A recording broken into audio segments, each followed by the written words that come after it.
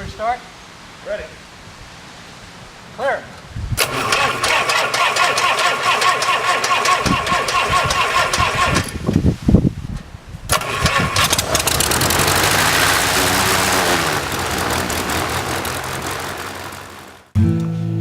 It's like being in control in a totally different way and better way than you ever can be with your feet on the ground.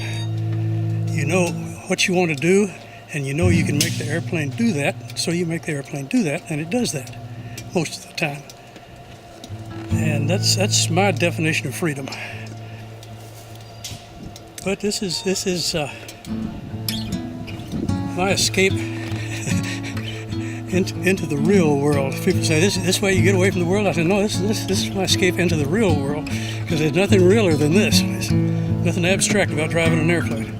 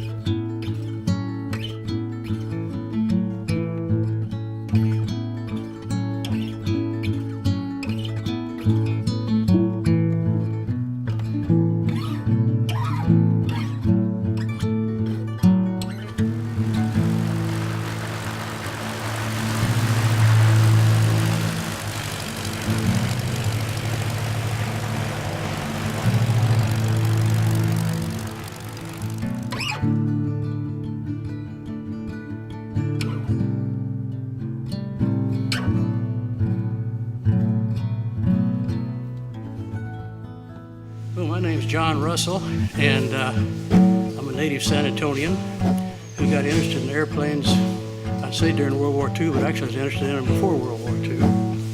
And when the war came along, every airplane in the Air Force and some of the Navy planes came through San Antonio, so I got interested in model airplanes real quick and started flying them.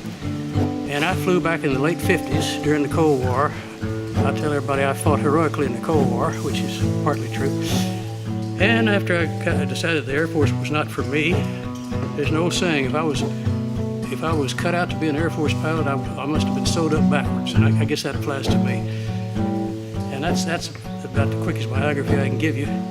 During that time, I flew, I suppose, well, in 1970 something, I counted up the number of airplanes, different airplanes.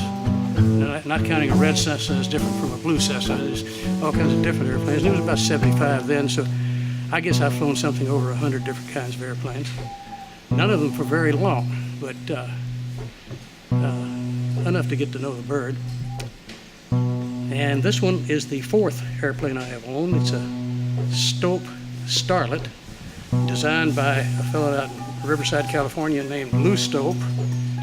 And it's very quick and very responsive, very nice airplane. It also didn't catch on for some reason, so I think mine and one other fellow's are the only two Stope Starlets that are flying right now. This one has the performance of about like, it's a little bit better than a World War I Spad that Eddie Rickenbacker flew. A little bit faster, it'll climb a little bit better. It doesn't have any guns on it. And I'm sure I don't fly it anywhere near like Colonel Rickenbacker flew it.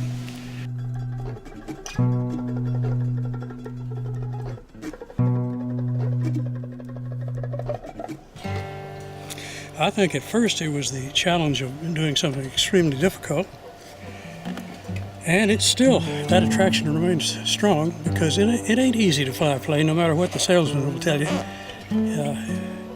You got to work hard to get your license, and then you got to start working hard to learn how to fly after you get your license. And that only comes with time, like anything else. It comes with experience. This little bird, I've owned it 14 years, and I haven't flown much else in that, maybe 2 or 3 other airplanes in that 14 years. So it's kind of like putting it on, kind of like putting your britches on in the morning. You get like that with an airplane if you fly it long enough. I did that with a couple of airplanes in the Air Force. And then other airplanes, I only got to go up in once and come back down and walk away from it and be glad that I did.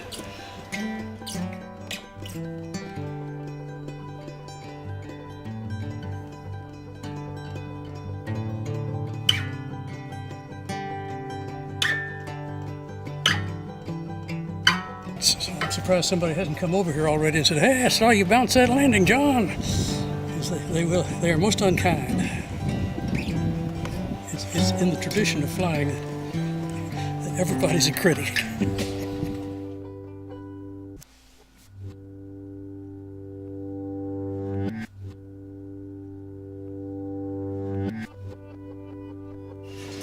You can touch the airplane anywhere after here, and you'll be okay. Just stay away from these damn things. They tend to go around and around sometimes when you don't want them to.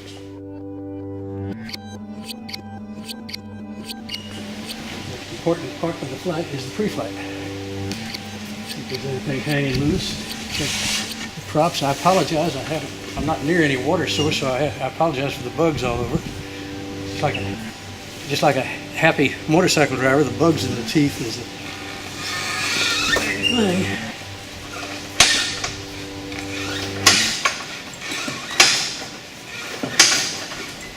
Best pilot I ever saw says do this every time, so this is as much for superstition as it is for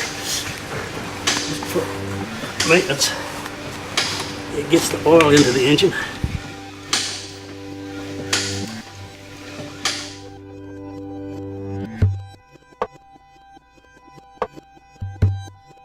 An airplane is just a whole bunch of parts flying in loose formation, and I contributed the loose to that.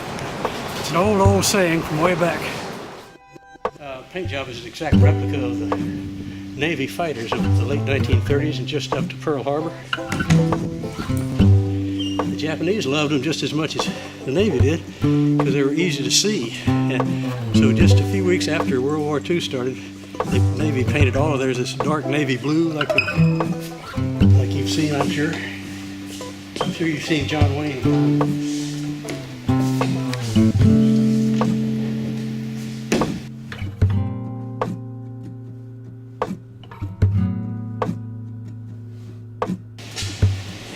Go this way around the airplane. I don't know why. Same way you always get on the left side of the horse.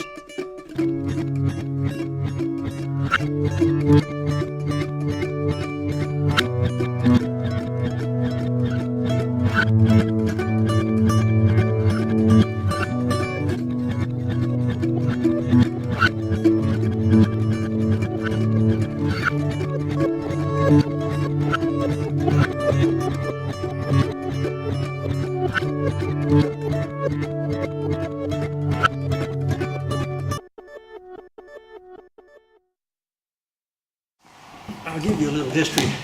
This plane is painted up. You see Felix the cat with the bomb? That is from Fighting Squadron 6, I believe is the number. I have to check my notes back at home. And there's a guy named Butch O'Hare who flew early in World War II in Fighting Squadron 6. And Butch O'Hare was in a fighter off the Hornet, the aircraft carrier Hornet, I think. And a whole bunch of Japanese planes came in to attack, and he and his wingman attacked them head on, 2 against 20, I think it was. He shot down 5 of them the first day and became an ace and was awarded the Congressional Medal of Honor because at that time we needed some heroes. The news was nothing but bad. And he went out on a radar flight one day in 1944, I think it was, with his squadron leading them. And the Japanese did not have radar, so they didn't. When these guys came up behind them and started shooting at them, they didn't know where they came from. But Butch had a few more kills, and so did his buddies. But one mission, one night, he just didn't come back, and nobody knew what, since it was pitch black over the Pacific, nobody knew what happened to him and hasn't to this day. So this airplane is kind of in memorial to him. This being Memorial Day, not a bad thought, huh?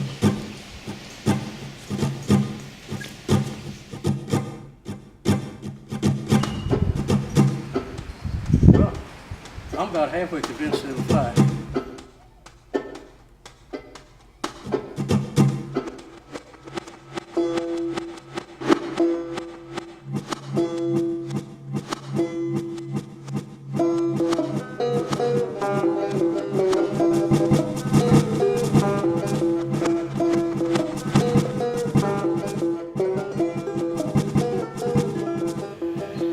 the real feeling is when you're up in the air and you know you can go anywhere you can point the airplane until you run out of gas.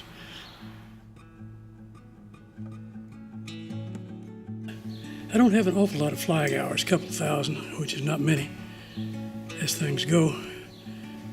So that's a good thing to have done. And as I look back on my checkered career in aviation, I'm glad I did it. And if I had it to do over again, I would do it just about the same as I did it this time. Because if I did it any worse, I probably wouldn't live through it.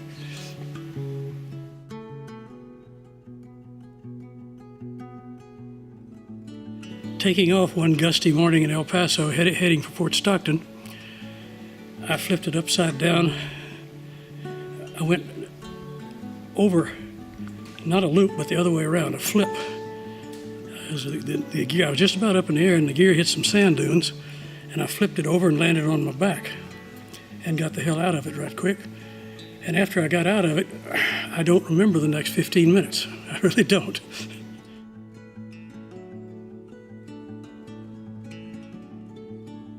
The other closest were mid-airs, and they happen so quick and they're gone, so you don't have time to get scared, you just react. Most of those were in the Air Force. Well, one time I was taking an airplane off, a T-34, and here came a T-28 right across my nose from a part of the sky that no T-28 is supposed to be in. But I broke right, and I broke left, and I broke upside down, and I broke right side up, and the T-28 went in under us. And after I got it straightened up again, my check pilot said, "Lieutenant, I don't care what else you do on this flight, you can screw up all you want to, you just passed your check ride." And you know, that is a good feeling. It's like that golfer used to say, when you got a 20-foot putt to make, and if you make it, you get $100,000, and if you miss it, you get $50,000, and that's a good feeling. That's just about the way I felt that day. The adrenaline doesn't get you for about an hour. You come right at an airplane, and you're both trained to brake right, and hopefully both of you do. And then you get back down, and you find out who it was, and you talk to your buddy, and you kid about it, you laugh about it. Then after you're back home in your barracks, you're sitting on your cot, the shakes start to happen, and they do happen, just like this. And they go away in about 2 or 3 minutes. But they do happen. You can almost set your watch by about an hour after the event. The adrenaline goes away, and you're left with nothing but, my God, I could have been killed. And that's both a happy and a sad feeling all at the same day.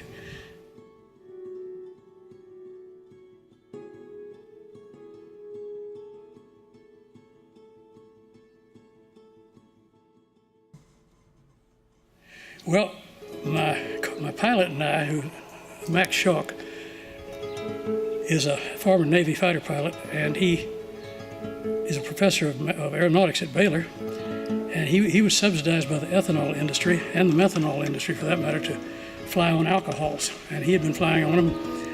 He got this twin-engine airplane, and he had the idea that he would put a great big fuel tank in it and fill it up with alcohol and fly it from St. John's up to St. John's, Newfoundland, over to the Azores, and thence on into Spain, and then to Paris, and more or less like Lindbergh did.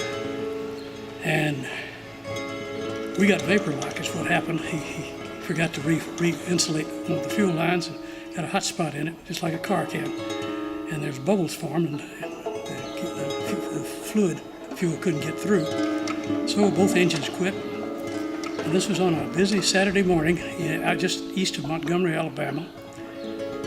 And I pointed a field at 12 o'clock. I said, "There's one, Max." And he says, and turned right and pointed it right at a bridge. And I said, well, I'll see you around. And he later complimented me on how heroically quiet I was. And I said, "Max, my tongue was in my throat. I couldn't speak." And he put it in, and this particular airplane, the gear doesn't come completely up. The bottom of the wheels stick out like shock absorbers. And we kind of bounced and skidded and left rubber marks along an access road and skidded onto a bridge. And the bridge had these concrete abutments on either side of it. And he hooked the wingtip because the bridge was curved, and he hooked the left wingtip, and we slewed and bashed the nose into the abutment, and got out and ran like hell. The end. I call that the first all-alcohol-powered trans-Confederacy flight from Waco to Montgomery, Alabama, which is about all the humor I could see in it.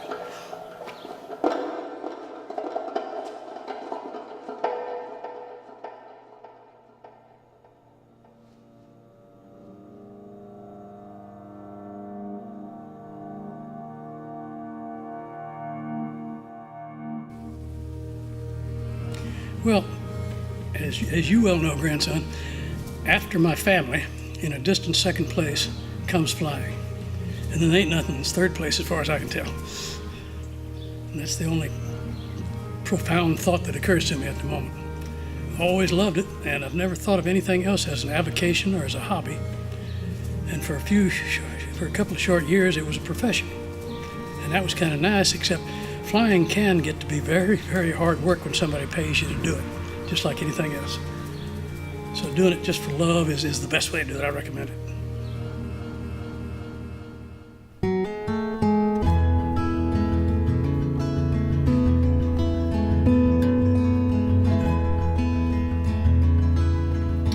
They say you can't teach an old dog new tricks, and I'm starting to believe it.